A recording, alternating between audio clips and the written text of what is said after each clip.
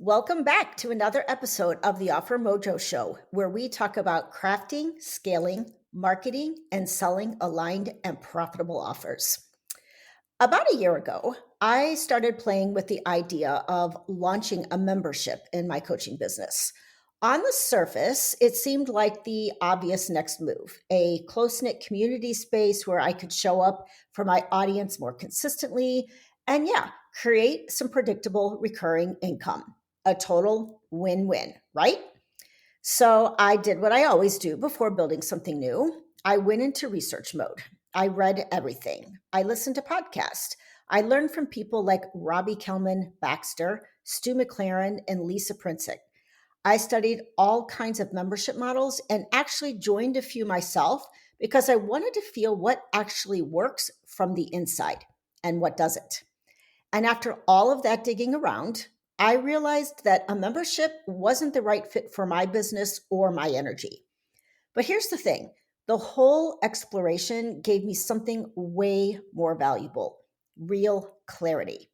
So today, I want to share what I uncovered about why memberships and community offers are everywhere right now, what actually makes them work, and most importantly, how to know if this model is meant for your coaching business. Because while memberships can absolutely create real connection and bring in recurring revenue, they also demand a kind of structure, presence, and emotional labor that not every coach is willing or designed to carry. So let's look at the membership movement, why coaches are paying attention. In 2025, memberships and paid communities are literally everywhere. Circle's latest trend report shows that 75% of paid communities are actually maintaining or growing their engagement year over year, while free Facebook groups and Slack communities keep declining. And Paperbell did a survey of online coaches that found over 60% are exploring membership style offers as an alternative to the one off course or launch cycle mode. The appeal makes total sense: recurring income, clients who stick around, and that sense of belonging that one time programs just can't seem to create. Robbie Kelman Baxter, who wrote The Membership Economy, puts it perfectly. If you want recurring revenue, you have to deliver recurring value. That sentence stopped me cold because delivering recurring value is genuinely different from just collecting recurring payments. And that's the distinction right there. It's where memberships either thrive or quietly start falling apart. So let's look at the promise versus the pressure. What makes a paid community actually work? I'm going to tell you just a little bit about two different communities that I'm in that have two totally different vibes.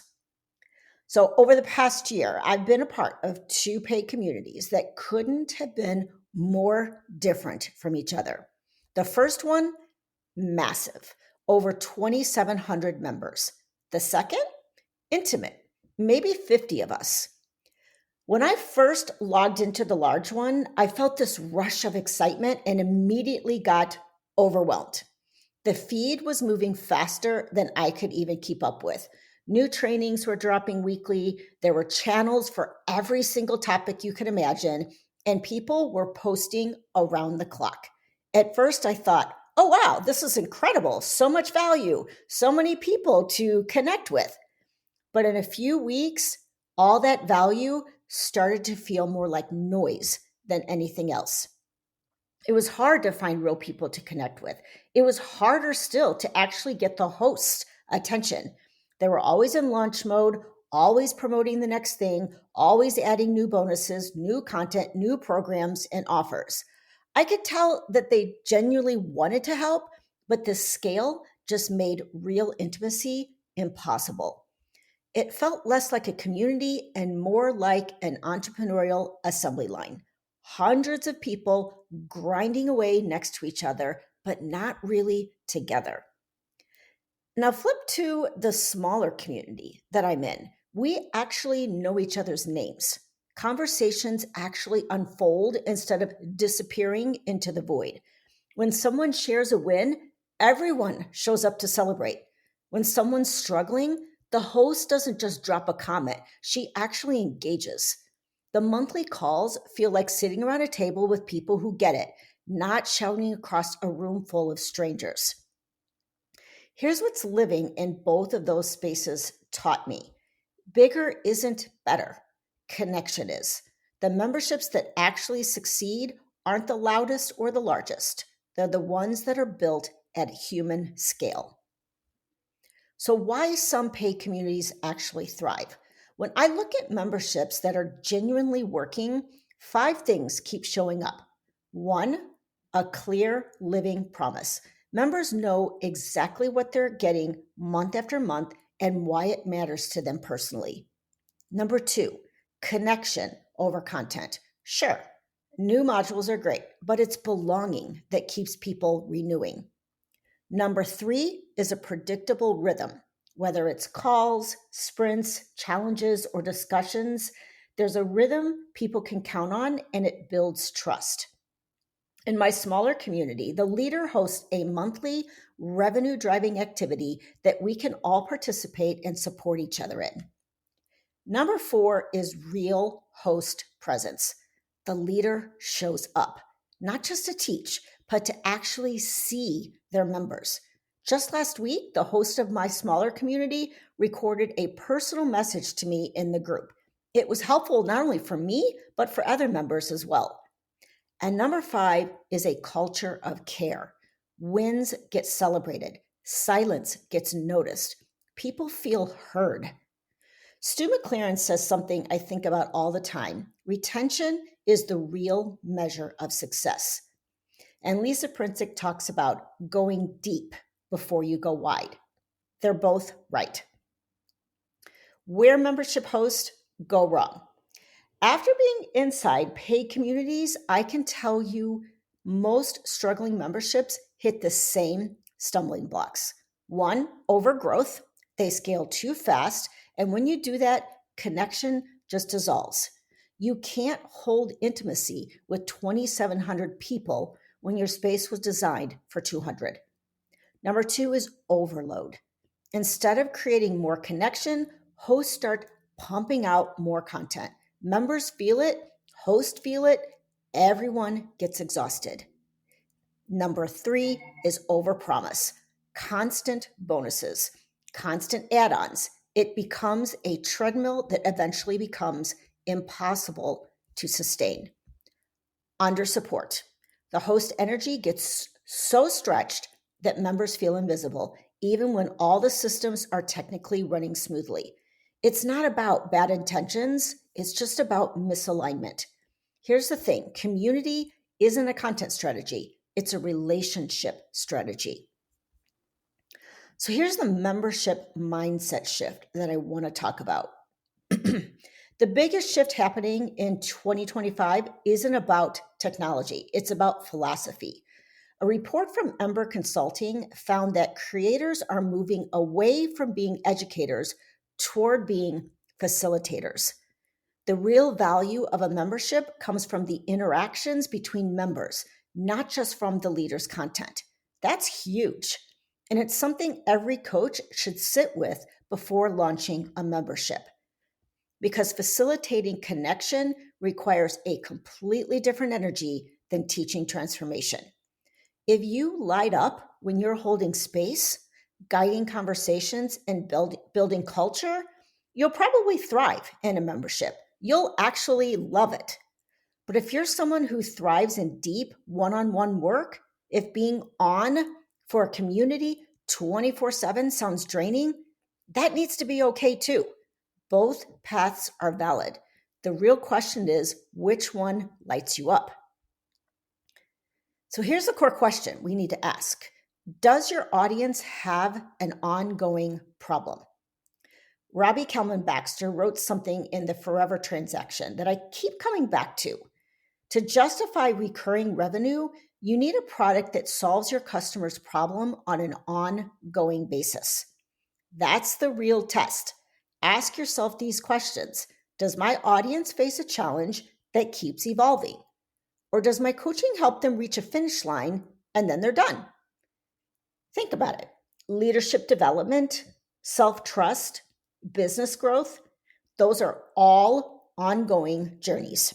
Clients in those spaces could genuinely thrive in a membership where the support and accountability never really end. But if your work leads to something specific, like completing a certification, building a website, or finishing a 90-day transformation, your clients might not need or want an indefinite container. Memberships work best when the need renews itself naturally. So let's say that you decided, yeah, I actually want to do a membership, but not quite sure which one I should do. So let's look at 4 core membership models for coaches. Let me walk you through the main structures because most coaching memberships fall into one of 4 categories and each one has a different feel and a purpose.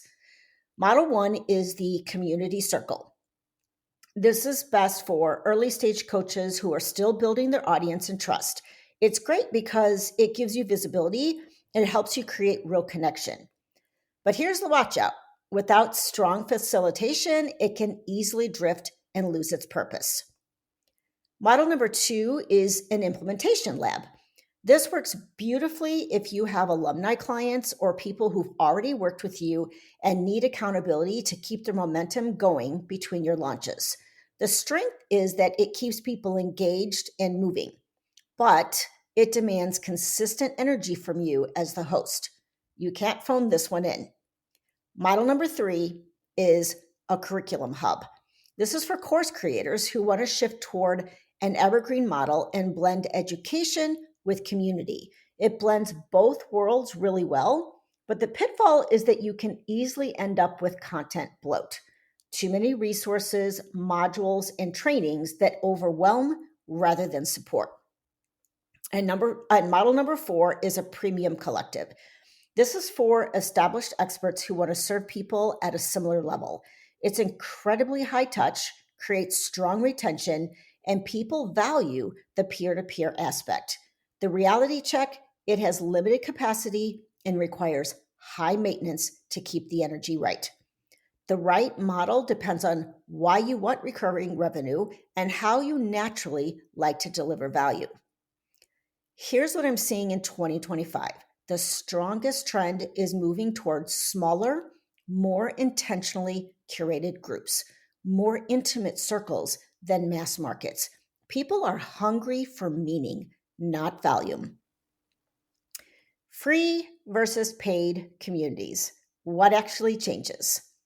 Not every community needs to be paid, but I'll tell you, charging for access absolutely shifts the dynamics. I've been in free groups and I've joined paid ones, and the difference is night and day. Free communities are wonderful for visibility and for being generous. They create reach, they can build trust and funnel people towards your deeper work, but they're also transient. Engagement fades. People lurk way more than they participate. Usually, the host ends up carrying all the energy while members quietly disappear. Paid communities, they create real commitment. Money isn't just a transaction, it's an energetic agreement. When people invest, they show up differently. They ask better questions. They take ownership of their own growth. But there's a shadow side to that. When you charge for access, expectations rise. Members want consistency, presence, and support that matches what they've invested. That means clearer boundaries, stronger systems, and a sustainable rhythm for you as the host. Here's how I think about it. Free groups work when your goal is connection that converts people to something else. Paid communities work when your goal is connection that continues indefinitely. Both can serve your business beautifully as long as you're honest about your actual capacity and what you're really trying to create. Offer alignment and energetic fit, the real deciding factor. This is where we go deeper, and this is where most business advice stops short. Every offer, whether it's a membership, a mastermind, or a course, has two layers: strategic fit and energetic fit. Strategic fit is the business logic. Does this model align with my audience, my promise, and where I want to take my business long term? Energetic fit is the human truth. Does this model align with who I actually am, my real bandwidth, and the way I love to work? If you've been following my work, you know I'm all about creating freedom. You can build any model that looks perfect on paper, but if it drains you, it's not going to scale. A membership might make sense for your audience, but that doesn't mean it's right for you. Or maybe it's the opposite. So before you build the funnel or map out the content calendar, I want you to pause and do what I call the energetic self audit. Ask yourself these questions honestly. Do I light up facilitating group energy, or do I thrive in deep one on one work? Does the idea of daily community interaction excite me, or does it quietly exhaust me? Can I show up consistently even when I'm not feeling inspired? Do I have, or do I want, a team to help me hold this space? And how does this model fit into my natural rhythms of rest and creation? Your honest answers, that's your data. They're going to tell you not just what's possible, but what's actually sustainable for you. For some people, the hum of an active community feels alive and inspiring. For others, it feels like background noise that never, ever stops. Neither answer is wrong, but knowing which camp you're in can save you months and thousands of dollars of building something that misaligns with who you actually are. We get told all the time that scalability equals success. But I've learned the hard way. Bigger isn't always better. Sustainable is. For some coaches, a membership becomes this beautiful ecosystem. Members stay for years, results keep compounding, and revenue stabilizes. For others, it becomes a revolving door of cancellations and content fatigue. The difference? Alignment. Offer alignment is the ultimate growth strategy because when you build from alignment, everything else compounds with ease. So here's the lessons that I've learned from exploring memberships. Even though I didn't end up launching a membership, exploring the whole landscape was incredibly clarifying. Here are the big truths that I'm carrying forward. Trends are teachers. You don't have to follow them, but studying them sharpens your discernment about what's actually right for you. Sustainability beats scalability. A smaller, calmer business that fits your actual energy will always outperform a bigger, fragile one. And clarity is currency. When you know what fits you, you make faster, cleaner, more confident decisions, and you stop second guessing yourself. So while I didn't launch a shiny new membership, I got something better, a foundation for every offer I build moving forward. Alignment first, strategy second. Exploring the membership model taught me something simple but really powerful. You can respect an idea, you can even admire it, but that doesn't mean you have to adopt it. For some coaches, a membership will be the most fulfilling, profitable offer they ever create, something that scales impact and builds lifelong community. For others, it will be an energy leak masquerading as an opportunity. The real wisdom? Knowing which one you are. If you're standing at that crossroads right now, trying to figure out which offers actually align with your energy, your audience, and your real goals, I'd love to help you out. Just book an offer power plan with me. It's a 90-minute clarity and strategy session designed to help you build the business model that actually fits you. So every offer that you create is sustainable, aligned, and ready to go. Because sometimes the smartest move isn't launching the next big thing, it's designing the offer that's already waiting to fit.